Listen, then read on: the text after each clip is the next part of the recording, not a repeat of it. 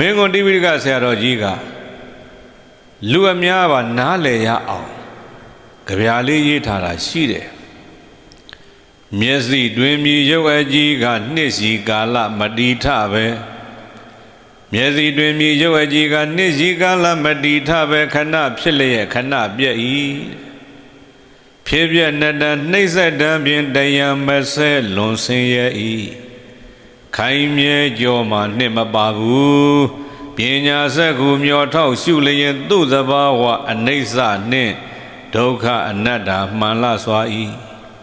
ငါဥစ္စာငါလိပ်ပြတို့ဘာတခုမှမဟုတ်ကြသည်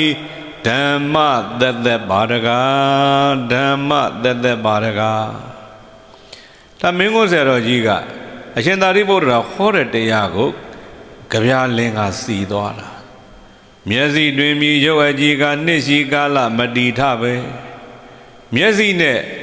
မြင်ရတဲ့မျက်စိဆိုတာကရူပယုတ်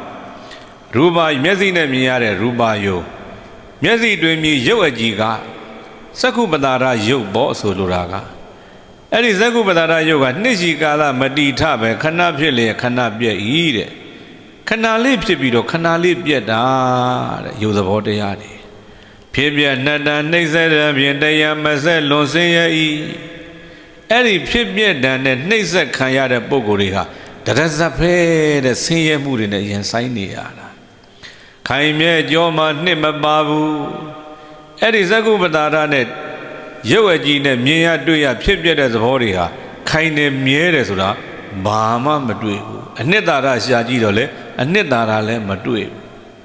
ပညာစက္ခုမျောထောက်ရှုလျင်သူ့သဘာဝအနိစ္စနဲ့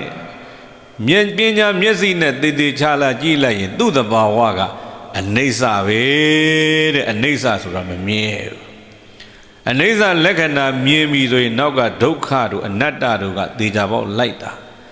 ပြောင်းပြန်ပြောရင်အနိစ္စလက္ခဏာမှမမြင်တဲ့ပုဂ္ဂိုလ်ကဒုက္ခလည်းမမြင်ဘူးအနတ္တလည်းမမြင်ဘူးပေါ့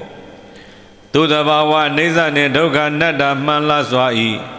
ငါဥစ္စာငါလိပ်ပြတို့ဘာတခုမှမဟုတ်ကြသည်ဓမ္မသက်သက်ပါရကားအဲ့ဒီမျက်စိနဲ့မြင်ရတဲ့ဟာတွေဟာရုပ်သဘာဝတွေဟာငါလည်းမဟုတ်ဘူးငါဥစ္စာလည်းမဟုတ်ဘူးငါလိပ်ပြလည်းဘာတခုမှမဟုတ်ဘူးဓမ္မသက်သက်ပါပဲလို့တက္ကကြီးရဲ့အဲ့လိုရှုရှင်သာရိပု